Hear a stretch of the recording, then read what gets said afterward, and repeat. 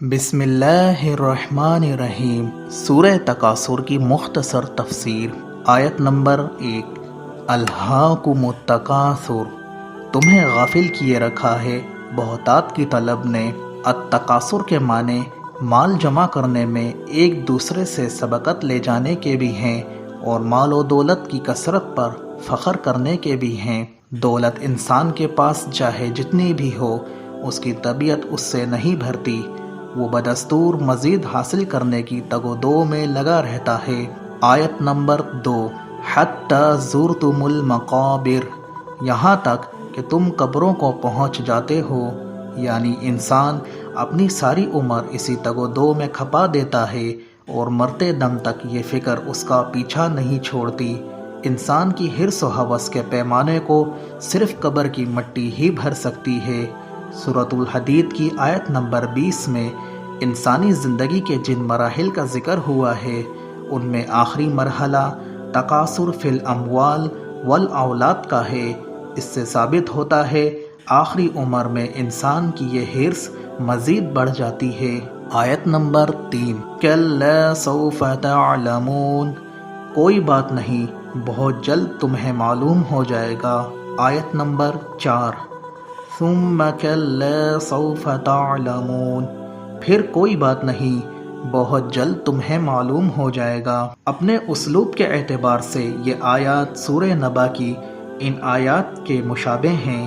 کلا سیعلمون، ثم کلا سیعلمون، یعنی ابھی تم لوگ تکاثر کے نشے میں مست ہونے کی وجہ سے موت کا تصور بھی ذہن میں لانے کے لیے تیار نہیں ہو، مگر وہ وقت دور نہیں جب موت خود آ کر تم سے ملاقات کرے گی، جیسا کہ سورۃ الجمعہ کی آیت نمبر 8 میں ارشاد ہوتا ہے، اے نبی آپ کہہ دیجئے کہ وہ موت جس سے تم بھاگتے ہو وہ تم سے ملاقات کر کے رہے گی، پھر تمہیں لوٹا دیا جائے گا اس ہستی کی طرف جو غیب اور ظاہر کا سب جاننے والا ہے، پھر وہ تمہیں جتلا دے گا جو کچھ تم کرتے رہے تھے۔ بہرحال جو ہی تمہاری آنکھیں بند ہوں گی، وہ تمام حقائق تم پر روشن ہو جائیں گے جن سے تم اس وقت نظریں چرانے کی کوشش کر رہے ہو۔ آیت نمبر 5۔ کلا لو تعلمون علم الیقین، کوئی بات نہیں، کاش کہ تم علم یقین کے ساتھ جان جاتے، یعنی موت یا قیامت کا علم دراصل یقینی علم ہے، کاش کہ تمہیں اس کا شعور ہوتا۔ حکماء کے ہاں یہاں یقین کے 3 درجوں کا ذکر ملتا ہے۔ نمبر 1 علم الیقین، نمبر 2 عین الیقین، اور نمبر 3 حق الیقین۔ علم الیقین وہ یقین ہے جو انسان کو علم، معلومات یا استدلال کی بنیاد پر حاصل ہو۔ مثلا آپ نے دور سے دھواں اٹھتا دیکھا تو آپ نے کہا وہاں آگ لگی ہوئی ہے، حالانکہ آگ آپ نے اپنی آنکھوں سے نہیں دیکھی، پھر جب آپ نے وہاں جا کر خود اپنی آنکھوں سے آگ کو دیکھ لیا تو آپ کو عین الیقین حاصل ہو گیا۔ لیکن حق الیقین کا درجہ اس سے بھی آگے ہے۔ یقین کا یہ درجہ باقاعدہ تجربے سے حاصل ہوتا ہے، اس لیے کہ آنکھ سے دیکھنے میں بھی دھوکے کا امکان ہے۔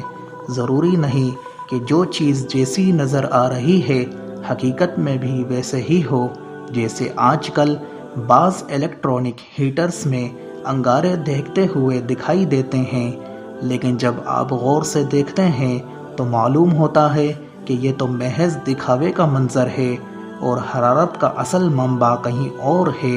چنانچہ آگ کے بارے میں آپ کو علم الیقین تو محض دھواں دیکھنے سے ہی حاصل ہو گیا، پھر جب آپ نے آگ کو اپنی آنکھوں سے دیکھا تو آپ کا یقین عین الیقین میں بدل گیا۔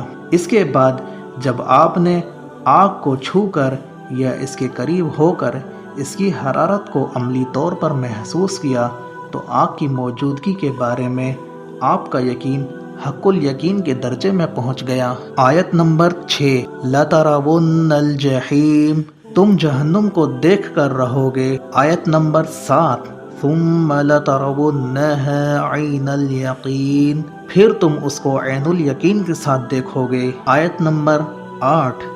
ثم لَتُسْأَلُنَّ يَوْمَئِذٍ عَنِ النَّعِيمِ، پھر اس دن تم سے ضرور پوچھا جائے گا نعمتوں کے بارے میں، یعنی اس دن اللہ کی طرف سے عطا کردہ ایک ایک نعمت کے بارے میں تم سے جواب طلبی ہوگی کہ دنیا میں تم نے اس کی کون کون سی نعمتوں سے استفادہ کیا اور ان کے حقوق کہاں تک ادا کیے۔